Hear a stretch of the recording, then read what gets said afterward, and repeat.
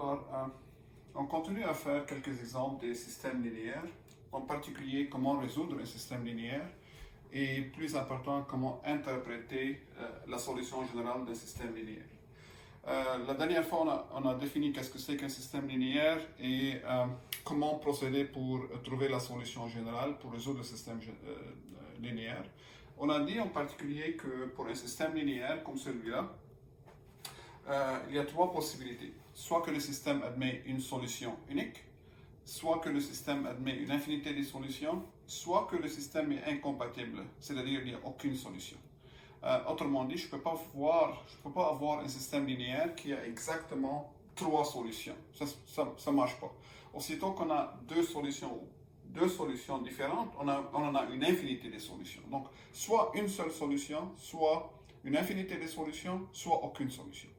Alright. Et comment procéder pour résoudre le système linéaire? Donc, voici un exemple. Ça, c'est un système linéaire. On écrit ce qu'on appelle la matrice augmentée du système. La matrice augmentée veut dire tous les coefficients. Ici, il y a 5 variables, x1 jusqu'à x5, comme vous voyez. Donc, les coefficients, la matrice des coefficients, ça, c'est la matrice des coefficients. Les coefficients de toutes les variables, toutes les inconnues, à gauche. Puis, je fais un trait vertical comme ça. Et puis, j'écris la colonne des réponses 1, moins 1, 3, 0 et 4. Donc, la dernière colonne, c'est la colonne des réponses. Et les colonnes qui sont ici correspondent aux inconnus du système. La première colonne, c'est la colonne de x1. Comme vous voyez, ce sont les coefficients de x1 dans chacune de ces équations, et ainsi de suite. Donc, on écrit la matrice augmentée. Ça s'appelle la matrice augmentée du système. La voilà. Et je réduis cette matrice à la forme échelonnée ou échelonnée réduite. C'est dépendamment de ce que je veux faire. Donc ici, j'ai sauté les étapes. Je suis sûr que vous êtes confortable à réduire. Bon, j'espère que vous êtes confortable à réduire une matrice à la forme échelonnée réduite. Alors faites ça. On en a fait pas mal d'exemples. Il y en a pas mal d'exemples dans les lectures. Donc, alors, j'ai sauté les étapes, mais j'ai travaillé la matrice augmentée, ou bien la forme échelonnée réduite de la matrice augmentée, et je trouve cette réponse. Alright? Donc ça, c'est la forme échelonnée réduite de cette matrice. Donc là, faites les étapes. Et à partir de ce point, qu'est-ce que je fais? Comment j'analyse les solutions? Combien de solutions du système? Et s'il y en a des solutions, quelle est la solution générale? Je vous rappelle des règles magiques, les trois règles de base pour le nombre de solutions. Donc, soit que le rang de la matrice A est égal au rang de la matrice augmentée et les deux sont égales au nombre des inconnus.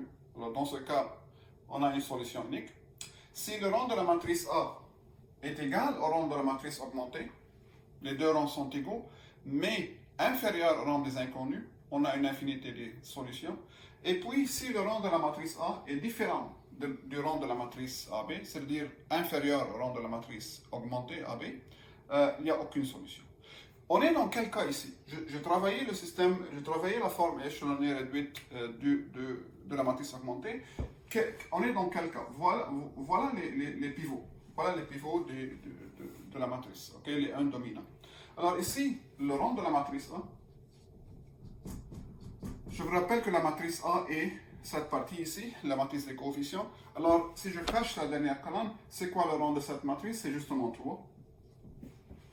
Et le rang de la matrice augmentée, le rang de la matrice AB, la matrice augmentée, AB, c'est-à-dire, je regarde le rang de toute cette matrice, comme s'il n'y a pas une ligne verticale ici. Regardez toute la matrice, comme s'il n'y a pas une ligne verticale ici. Et ignorez la ligne verticale. Alors, quel est le rang de cette matrice? Encore une fois, le rang de cette matrice, c'est 3. Il y a 3 pivots dans cette matrice, donc c'est 3.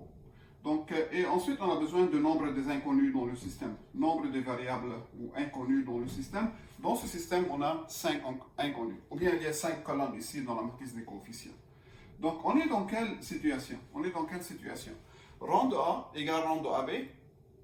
Donc, rang de A égale le rang de la matrice augmentée AB, mais c'est strictement inférieur au nombre des inconnus. Right? On est dans ce cas. Les deux rangs sont égaux, mais sont égaux à un nombre qui est inférieur au nombre des inconnus. Alors, que dit l'algorithme dans ce cas? On a une infinité de solutions. On a une infinité de solutions. Je sais que ce système admet une infinité de solutions. Alright. Alors, dans ce cas, il faut écrire la solution générale. chaque fois qu'on a une infinité de solutions, il faut écrire la solution générale de ce système. Alors, quelle est la solution générale de ce système? Qu'est-ce qu'on fait? Si vous vous souvenez, qu'est-ce qu'on a fait la dernière fois? On regarde les colonnes ici, dans la forme échelonnée, qui n'ont pas de pivots. Alors là, je vais écrire la solution générale ici. Alors, quels sont... Oups. Donc ça, c'était 1, 3, 0, 1, 0, 1. Alors, les lignes qui n'ont pas les colonnes qui n'ont pas de pivots. Il y a 7 colonnes. Il y a 7 colonnes. Donc, il y a 2 colonnes ici qui n'ont pas de pivot, n'est-ce pas? Ces colonnes correspondent à nos variables libres. Donc, cette colonne, c'est la colonne x2, x1, x2. Donc, x2, puis cette colonne, c'est x4, sont des variables libres. Ok, x2, x4 sont des variables libres. Donc, les colonnes dont la forme échelonnée de la matrice augmentée à la fin, qui ne contient pas des pivots, les colonnes qui ne contiennent pas des pivots, sont justement les variables libres. Faites attention, on regarde les colonnes à gauche ici. Cette colonne, ce n'est pas une variable, ça c'est les colonnes des réponses. Alors je sais que x2 x4 sont des variables libres, c'est des inconnus libres. Alors je les appelle des paramètres. Je pose x2 égale à s et x4 égale à t. Je leur donne des paramètres, des noms comme ça. x2 égale à s, x4 égale à t. Ensuite, une fois qu'on a fait ça, une fois qu'on a déterminé les variables libres et on a nommé les variables libres comme des paramètres, je n'ai qu'à relire chacune de ces équations qui se trouvent ici, dans la forme échelonnée réduite. Assurez-vous d'avoir la forme échelonnée réduite à la fin. Donc, je n'ai qu'à relire chacune de ces équations. Par exemple, comment je lis la première équation?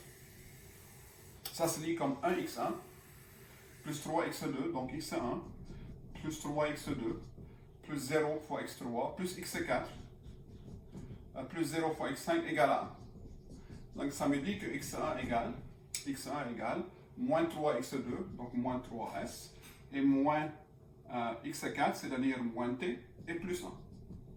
Donc ça, c'est la première équation. Comment je lis la deuxième équation? La deuxième équation se lit comme 0x1 plus 0x2 plus x3 plus 2x2 plus 2x4 plus 0x5 égale à 1. C'est-à-dire, si je lis ça, ça serait x3 égale moins 2t, parce que c'est moins 2x4, plus 1. Right? Et finalement, comment je lis la troisième ligne ici, la troisième équation, ça c'est 0x1 plus 0x2 plus 0x3 plus 0x4 plus 1x5, 1 fois x5 égale à moins 2. Donc ici, x5 égale à moins 2, toujours. C'est indépendant des paramètres s et t. Alright? Donc c'est quoi la solution générale dans ce cas? Alors une fois qu'on a déterminé tout ça, on peut écrire maintenant la solution générale de la façon suivante. Donc solution générale du système.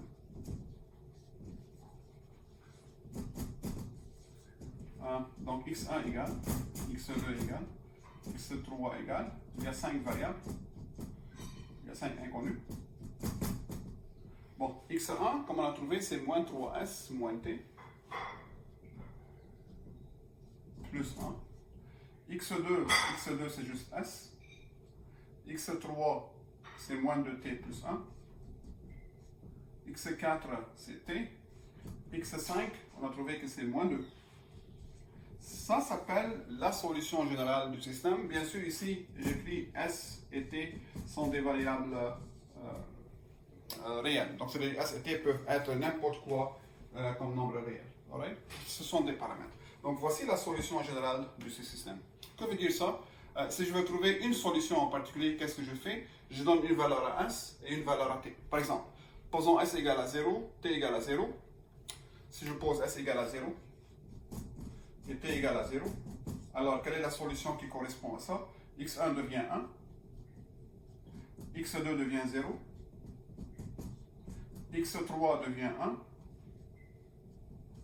1, x4 c'est 0, et x5 c'est toujours moins 2.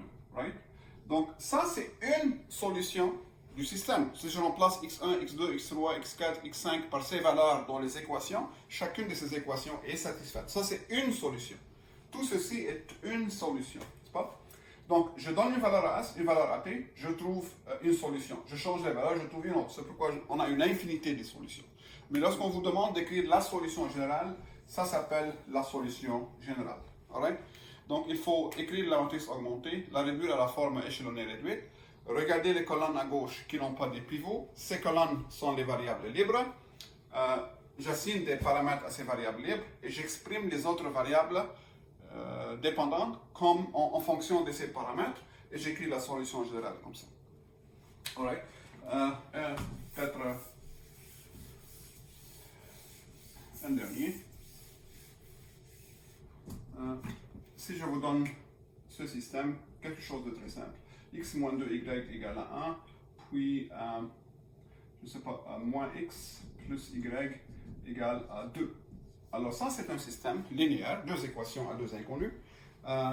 J'écris la matrice augmentée. La matrice augmentée, c'est 1, moins 1, moins 2, 1, moins 2, 1. Et j'augmente par la colonne 1, 2. Je dois réduire cette forme à la forme échelonnée pour voir combien de solutions est-ce que j'ai. Donc ça, c'est équivalent à 1, moins 2, 1. Alors, je saute les étapes. J'ajoute ligne 1 à la ligne 2. Je trouve 0, moins 1 et true. Right? Donc, pour avoir le 1 ici, je peux faire la chose suivante. 1, moins 2, 1. 0, 1, moins 3. Regardez, à ce point, ça c'est la forme échelonnée. À partir de la forme échelonnée, je peux dire combien de solutions est-ce que j'ai. Right? Alors, c'est quoi le rang de la matrice A? C'est quoi le rang de la matrice A? La matrice A et la matrice à gauche, c'est 2, n'est-ce pas? Donc le rang de A, c'est 2. C'est quoi le rang de la matrice augmentée? Le rang de toute la matrice ici, c'est aussi 2. Il y a 2 pivots. Et puis le nombre des inconnus dans le système. Combien d'inconnus dans le système? Ben, le système contient 2 inconnus, x et y, donc 2. Alors on est dans quelle situation? Rang de A égale rang de AB égale nombre des inconnus. Alright? Alors, que dit ce cas? Il y a une solution unique. Lorsque les deux rangs sont égaux et sont chacun égal au nombre des inconnus, il y a une solution unique. Quelle est cette solution unique? Maintenant, pour avoir la solution unique, j'ai besoin de la forme échelonnée réduite. Donc, à partir de la forme échelonnée, je peux dire si le système est compatible ou non et combien de solutions. Mais si je veux écrire la solution générale, il faut peut-être passer à la forme échelonnée réduite. Donc il faut avoir un 0 à cette position. Je multiplie ligne 2 par 2 et j'ajoute. Donc ici je trouve moins 5. Et 0, 1, moins 3. Ouais, ça c'est la forme échelonnée réduite. Donc là, je n'ai pas une infinité de solutions, j'ai une solution unique. Regardez comment je lis la première équation. 1 fois x plus 0y égale à moins 5. Donc x égale à moins 5. La deuxième, 0x plus 1 fois y égale à moins 3, y égale à moins 3. Voici la solution unique. X égale à moins 5, y égale à moins 3. Par exemple, remplacez x par moins 5 ici, et remplacez y par moins 3, vous trouvez moins 5 plus 6 qui est 1. Ici, moins 5, moins 5, ça fait 5. 5 moins 3, ça fait 2. Donc ça c'est une solution, et c'est la seule solution dans ce cas. Qu'est-ce que c'est qu'un système incompatible, disons?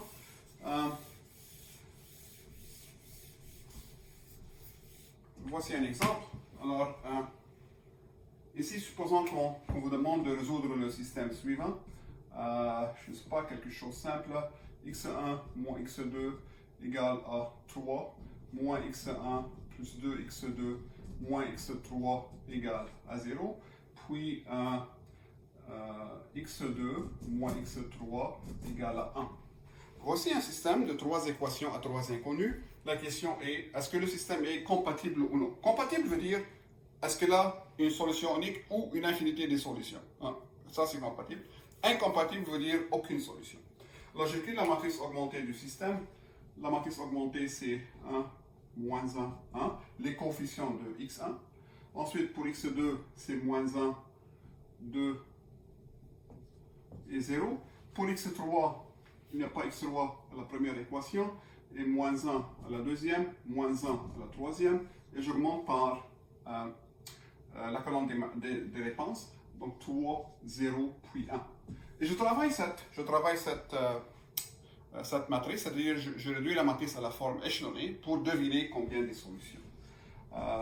Donc, s'il y en a 1, moins 1, 0, 3, puis j'ajoute les deux premières lignes, j'aurai 0, j'aurai 1, puis moins 1 et 3, moins ligne 1 plus ligne 3, 0, ensuite ça fait 1, et ça fait moins 1 et moins 2.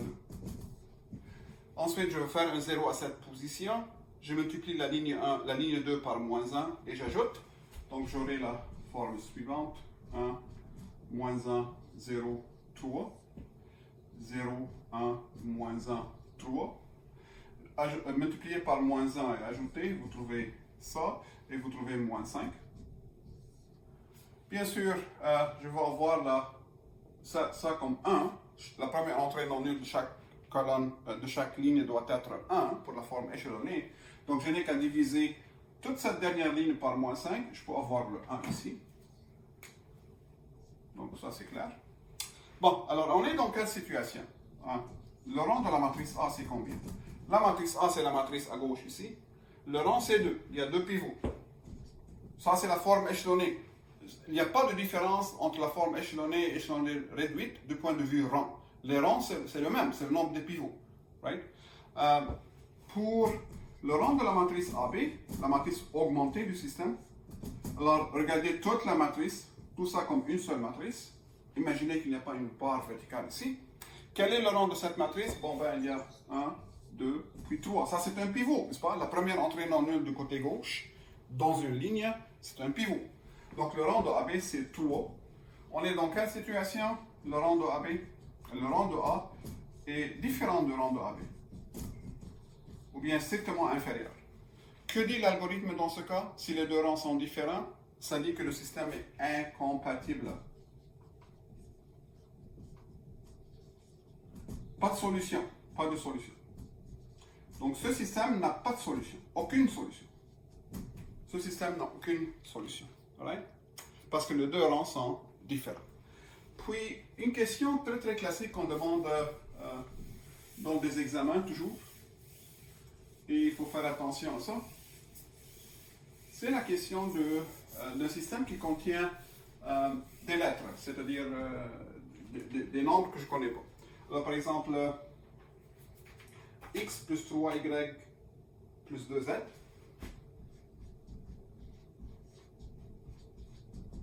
égale à moins 8.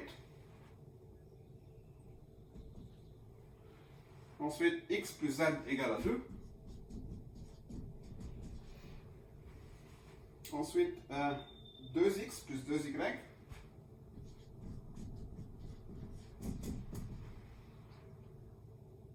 plus az égale à b. Ici, où a et b sont des constantes que je ne connais pas. On appelle ça des paramètres. Okay? Donc regardez, je vous donne un système linéaire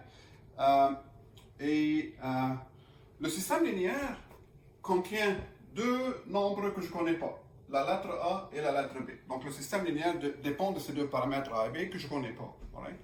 Et la question classique ici dans ce cas, comme vous allez voir dans des examens partiels pratiques, je vous pose toujours les questions suivantes. Trouvez les valeurs de A et B, trouvez les valeurs des nombres A et B pour que le système ait une solution unique, aucune solution ou soit incompatible.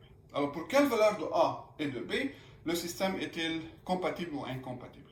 Alors, comme d'habitude, on va travailler la matrice augmentée du système. Donc 1, 2, 1. Ce sont les coefficients de x. Pour y, 3, 0 et 2. Il n'y a pas y à la deuxième équation. Et pour z, c'est 2, puis 1, puis a. Et j'augmente ça par la colonne des réponses. Moins 8, 2 et b. Bon, alors a et b, ce sont deux nombres que je ne connais pas. Je n'ai pas le choix que de les écrire comme ça. Et je travaille ma matrice, je la réduis à la forme échelonnée. Donc, moins 2 fois ligne 1, moins 2 fois ligne 1 plus ligne 2, pour avoir le 0 ici. Puis, moins ligne 1 plus ligne 3, changer la ligne 3 pour avoir le 0 ici. Alors là, ma matrice devient 1, 3, 2 et moins 8. Ensuite, 0, moins 6 et moins 3. Je multiplie par moins 2, j'obtiens 16 plus 2, ça fait 18.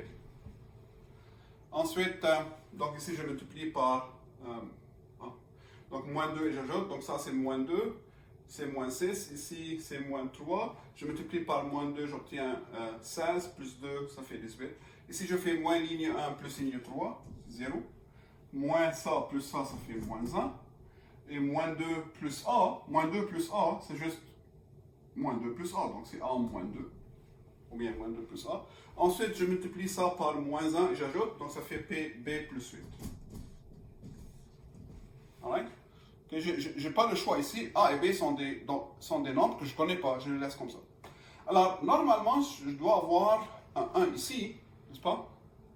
Comme pivot. La meilleure chose à faire, c'est d'interchanger ligne 1 et ligne 2. Je peux faire monter lui ici. Donc, interchangeons ligne 2 et ligne 3. Juste pour faire monter le pivot à la deuxième position. Donc, j'aurai genre 1, 3, 2, moins 8. Ensuite, 0, 1, moins 1. Alors, 1, moins 2. Ensuite, B plus 8.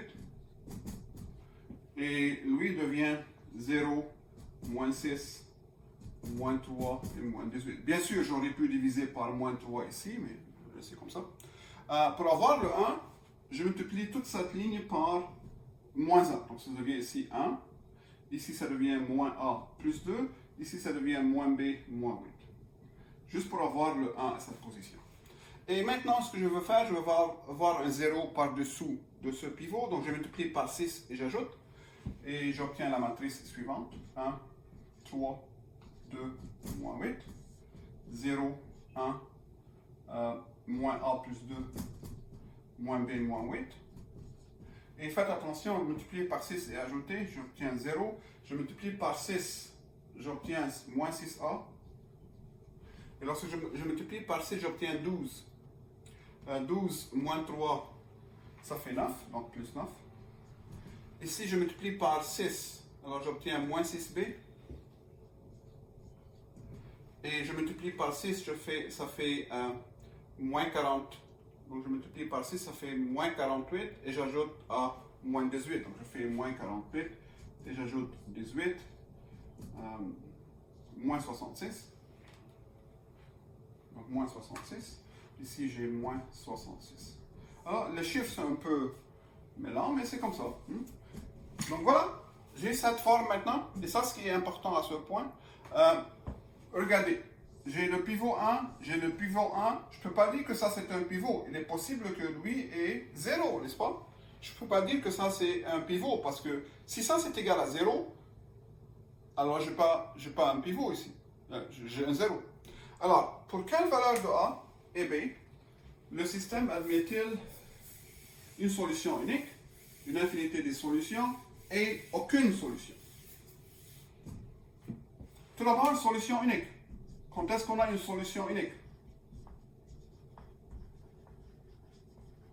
Solution unique, c'est si et seulement si, lorsque le rang de A égale rang de AB égale le nombre des inconnus, n'est-ce pas? La condition sur laquelle le système admet une solution unique, c'est que les deux rangs sont égaux et ce sont égaux au nombre des inconnus. Rappelez-vous que dans ce système, il y a 3 inconnus, x, y et z. Donc on devrait avoir 3 ici. Voilà. Quand est-ce que cette condition est remplie? Quand est-ce que cette condition est remplie? Quand est-ce que les deux rangs sont égaux à 3? Oui. On a déjà 2 pivots. Pour que le rang soit égal à 3, il faut que lui soit non nul. Tout ce qu'il me faut, c'est que moins 6a plus 9 soit différent de 0. Hein? Il est possible que ça, c'est, disons, 11. Je divise par 11 et j'obtiens le 1. Attention, les étudiants font l'erreur suivante. Ils vont écrire, pour que le rang soit 3, il faut que lui soit égal à 1. Non, ce n'est pas nécessaire. Tout ce qu'il me faut, c'est que lui n'est pas égal à 0. Tant que ce nombre n'est pas égal à 0, je peux diviser par ce nombre et créer le 1 à cette position. Donc ici, aussitôt que ça c'est non nul, c'est-à-dire A est différent de moins 3 demi, n'est-ce pas, parce que c'est moins 9 sur moins 6, en fait c'est 3 demi. Aussitôt que A est différent de 3 demi, je sais que cette entrée est non nulle. Donc j'ai rang de A égale à 3 et j'ai rang de B égale à 3 aussi. Peu importe c'est quoi ce nombre, peu importe lui. Donc ici, B peut être n'importe quoi dans R. Et c'est important de l'écrire comme ça. Donc je répète, pour que ce système admette une solution unique, il suffit que le rang de A soit égal au rang de AB soit égal à 3. On a déjà rang 2. On a déjà 2 pivots. Pour que le rang de A soit égal à 3, il faut que cette entrée soit non nulle. C'est ce que j'ai écrit ici. Mais aussitôt que cette entrée est non nulle, le rang de la matrice augmentée est 3 aussi. Donc j'aurai genre rang de A égale rang de AB égale à 3. Peu importe c'est quoi cette entrée qui est là. Qu'elle soit nulle ou non, peu importe. Parce que aussitôt que ça c'est non nul, j'ai rang 3 pour les deux matrices. Et la condition est satisfaite. Donc ça c'est les conditions sur lesquelles le système admet une solution unique. Tout ce qu'il me faut, c'est que le paramètre A soit différent de 3,5. N'importe quelle valeur de A, je peux prendre, sauf 3,5. Et n'importe quelle valeur de B. Il n'y a aucune restriction sur B. Deuxième chose, la question est, quand est-ce qu'on a une infinité de solutions? Quand est-ce que le système admet une infinité de solutions? Bon, une infinité de solutions. Quand est-ce que j'ai une infinité de solutions? La condition sur laquelle j'ai une infinité de solutions, c'est que rang de A égale rang de AB, mais il faut que ça soit différent du nombre des inconnus qui est 3. Il faut que les deux rangs soient égaux, mais il faut que les deux rangs soient différents du nombre des inconnus. Le nombre des inconnus ici, c'est 3. Quand est-ce que les deux rangs là sont égaux, mais différents de 3? Regardez, on a déjà rang 2, n'est-ce pas? Alors, pour que cette condition soit remplie, qu'est-ce qu'il faut? Il faut que le rang de A soit 2, et il faut que le rang de AB soit 2 aussi. N'est-ce pas? Qu'il faut que les deux rangs soient égaux. Quand est-ce que les deux rangs sont égaux à 2? Lorsque cette entrée est nulle et lorsque cette entrée est nulle. Donc ici, il faut que moins 6A plus 9 soit égal à 0 et moins 6B moins 66 soit égal à 0. Si ces deux entrées sont nulles en même temps, le rang de A c'est 2, le rang de AB c'est 2 aussi, et j'ai l'égalité ici. Donc ça veut dire A égale à 3,5, comme tantôt, et cette condition veut dire B égale à moins 11, 66 sur moins 6. Alright? Donc si A égale à 3,5, B égale à moins 11, je sais que le système admet une infinité de solutions. Et finalement, quand est-ce que le système est incompatible?